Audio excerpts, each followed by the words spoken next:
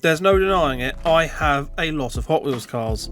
In fact, I have a lot of diecast cars from varying brands also. And while some may say you can never have enough diecast cars, my bank account would beg to differ. With the ever increasing cost of living, I'm really starting to have to make the decisions to spend less money on my collection. I'm just finding my poor spending habits and my collecting is leaving me with no spare money, and I've never been able to make any savings. Don't get me wrong, I absolutely love collecting Hot Wheels.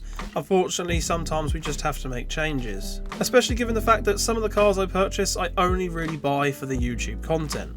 So I'm going to have to push myself a little harder to really decide what cars I need to buy and maybe not succumb to every Mattel recolor release. Mattel are really good at selling me cars I don't actually need. So that's where this brand new series comes in.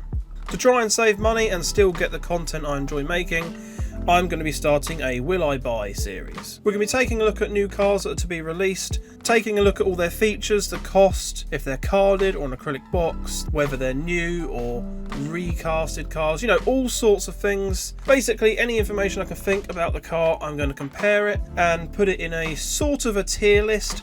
I've kind of got inspiration from the old Top Gear's Cool Wall for my layout here, and I'm going to add the pictures of the cars onto the wall, and over time I'm going to get all these cars rated onto this wall, and I think it's going to be pretty cool.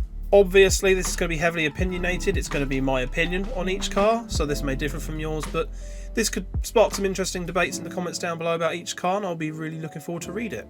So hopefully you'll enjoy this series. Hopefully I'll save a bit of money in the process as well as making some interesting content. So here we are, episode 1, the Aston Martin Valkyrie.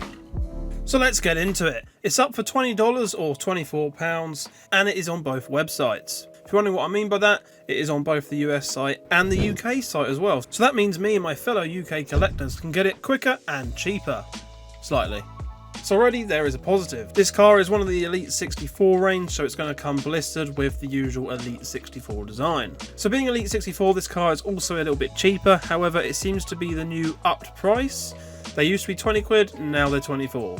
This does appear to be a new casting, which is very tempting, and it does look pretty sweet. It even boasts opening gull-wing doors, which is just a really nice touch. The details, as always with these cars, look on point, and that blue colouring is really, really nice. I got to admit also the wheels do look pretty unique on this model, not just the usual reused wheels they always tend to gravitate towards. And I like the fact it has front and rear plates saying Valkyrie. If any car in your Elite 64 collection needs a wingman, our Aston Martin Valkyrie is the obvious choice. This British gem was modelled after a carbon fibre coupe that's light and fast enough to compete on the Formula racing circuit.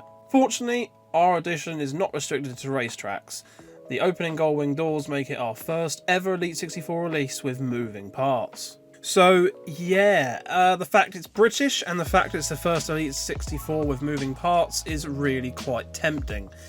In fact, I'll be honest, at this point this was going to be a definite pass, but now it's definitely moved up into the potential purchasing zone. And even worse, I won't have that long to decide because the Elite 64 cars, they sell out really quick. I'll probably get about 3 years to decide maybe. Yeah, I don't know what numbers they're making on the Elite 64, but they don't seem to sell out anymore, even the popular ones. So I'll probably be alright for making my mind up in the future. Or even waiting until this comes up on a deal perhaps. Take a closer look behind this hyper-detailed ride. Our Aston Martin Valkyrie's doors reveal an intricately sculpted and painted interior to give you the full thrilling experience. As with our Elite 64 releases, the Aston Martin Valkyrie features 20 plus piece construction and was crafted precisely to match the proportions of the real hybrid sports car. I'll tell you what, Mattel seems very good at advertising these because I'm pretty much sold at this point. But I have no money. I'm waiting to be paid, so I couldn't buy it even if I wanted to. Lucky these things don't sell out instantly. It's funny because half of this stuff isn't actually on the UK site. Mattel are just like, yeah, no, they'll buy it anyway, we don't need to advertise it. Literally, all of this is not on the site, it's just the purchasing bit. We don't even get any images of it carded. I gotta admit, it does look pretty cool, and the fact it's the first Elite 64 with moving parts, oh, I'm really tempted. Well anyway, we should get on to my personal opinions. So, it's a supercar or hypercar. I suppose this is more of a hypercar, built dedicated for the tracks, which, isn't really my thing these days. Maybe when I was younger I was into the supercars, but now I'm not into the super expensive hypercars as much as I used to be. I know a lot of people are, and I respect that, but it's not fully for me. These days I'm very much into my retro or old school shit boxes, and it's a shame because Hot Wheels or the Red Light Club don't really do a lot of that. The best we'll really get is like a box body Mustang, an old Merc maybe, or they do like to touch on the JDM stuff a bit here and there, don't they? But yeah, this isn't really for me, I don't think. So while originally this was going to be an unlikely purchase for me, putting it into tier B, I've now changed my mind a little bit. The fact it's the first to have opening features is pretty awesome. So I'll move it up into A tier. I want it, but I'm not quite sure I'm ready to spend the money on it just yet.